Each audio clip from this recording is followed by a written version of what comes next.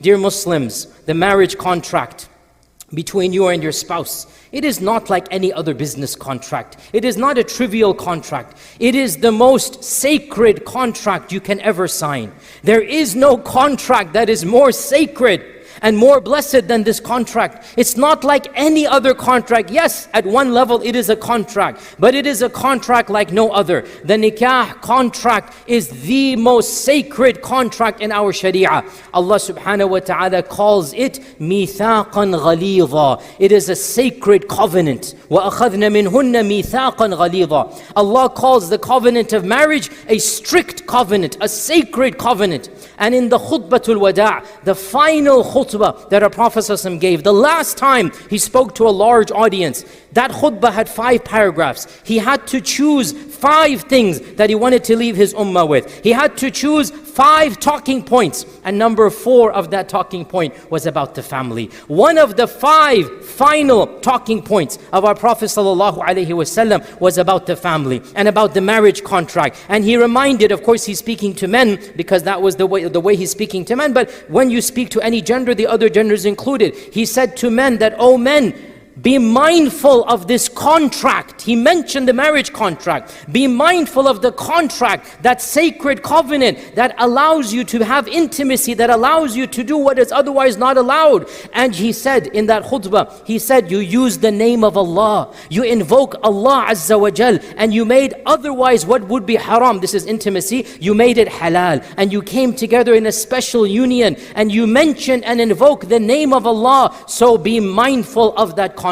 Be mindful of your spouses. In other words, the Prophet ﷺ is telling us, preserve the family, protect the bonds of marriage, be mindful and conscious of the rights and responsibilities each spouse has on the other. Again, brothers and sisters, I gave a khutbah 2-3 weeks ago about the goals of the Sharia, and we said one of the primary goals of the Sharia, one of the fundamental goals of the Sharia is to protect the bonds of marriage, to protect the sanctity of the family. We all know in that hadith that the Rasul told us that the shaitan, that all the shayateen go and give waswasa, whisperings, and they go back to Iblis himself, and they will say to Iblis, "Oh, I caused this young man to gamble, I caused this young lady to do this sin," and he will keep on dismissing until finally when one shaitan comes and tells Iblis, "Oh, I kept on pestering one couple and making their arguments worse until I caused them to divorce." The Prophet said, Iblis will stand up from his throne and hug this shaitan and say, "You have accomplished something today." In other words, when a divorce takes place without due cause, again that underline, sometimes a divorce is with due cause and that's not because of shaitan. But when shaitan causes a divorce, when shaitan makes a small thing bigger, and they shouldn't have divorced, but misunderstanding, arrogance, kibr comes in, grudges come in. When shaitan causes a divorce, Iblis himself hugs that shaitan. Iblis says, "You have accomplished something today." In other words, protecting marriage pleases Allah by displeasing Iblis.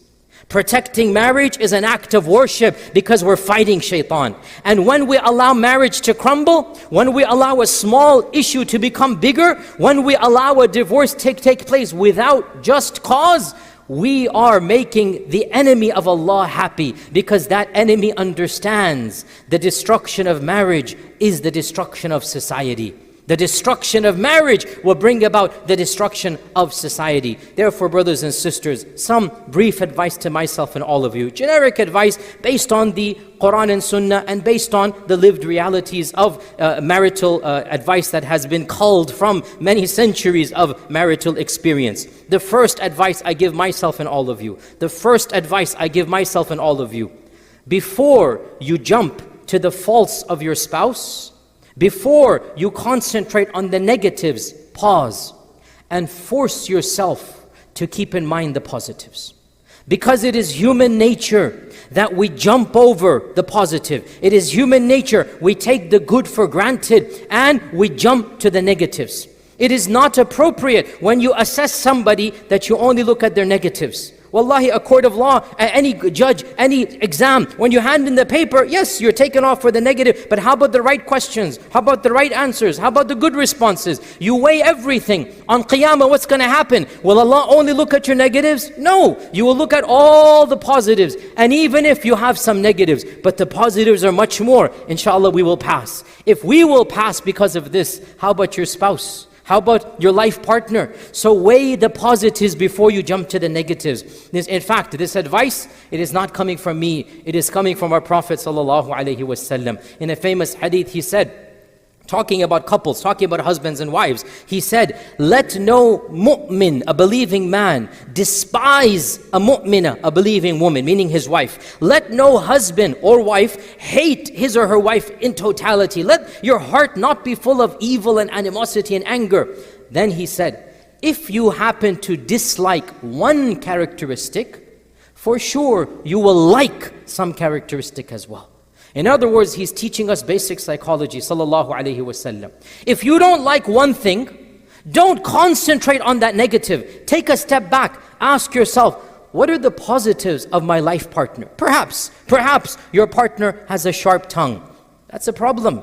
But maybe they're also loving to the children. Maybe they're able to manage finances well. Maybe they're a good leader in other aspects. So take advantage of that and look at the negative in light of the positive. Nobody is just a bunch of negatives. Every person has some good and some bad. So before you concentrate on the negatives, look at the positives as well. And force yourself to take a part of the broader picture and assess the positives. Before you get angry at the negative, ask yourself, what are the positives? Then thank Allah. Alhamdulillah, my spouse has such and such positive. Point number 2, the Quran advises us as well in this regard. And the Sunnah in this regard as well. Point number 2, do not hold petty grudges. Do not keep in your heart negativity based upon some small stuff.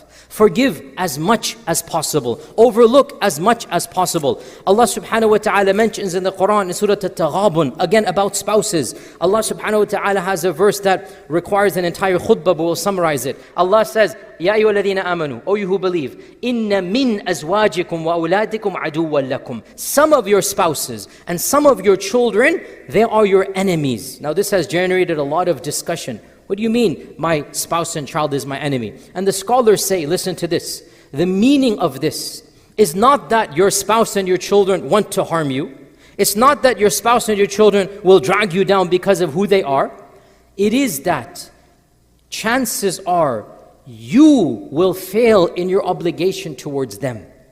And you will be your own worst enemy in your treatment of them.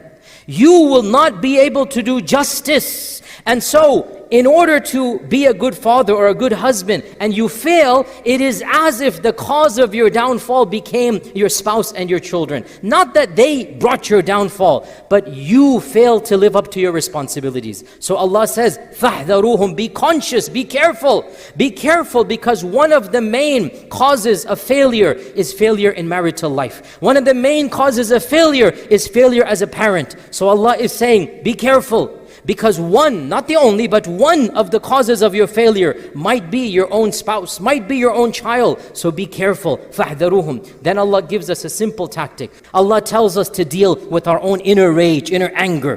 One of the easiest mechanisms, stop holding grudges for the petty stuff. Because what happens when you have a grudge, when you keep the petty stuff in your heart, is that you overreact, you overcompensate. Rather than doing something trivial and rebuking, in your anger, in your rage, you will become the zalim, you will become the tyrant. So Allah says, وَإِن تَعْفُوا, and if you were to erase from your heart that negativity, وَتَصْفَحُوا, turn over and you leave. Give them another chance. Tasfahu, literally you turn the page. Like, give them another chance. Let the past be the past. Let bygones be bygones. Don't hold it in your heart.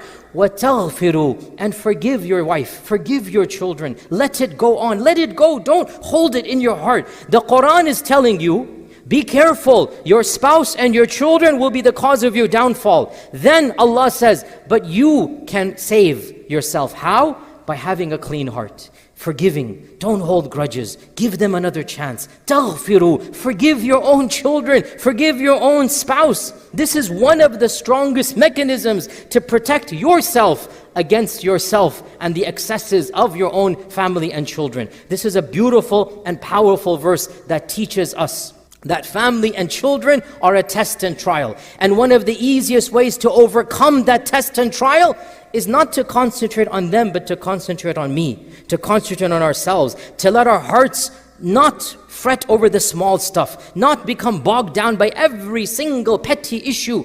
Let something of yesterday be yesterday. Life goes on.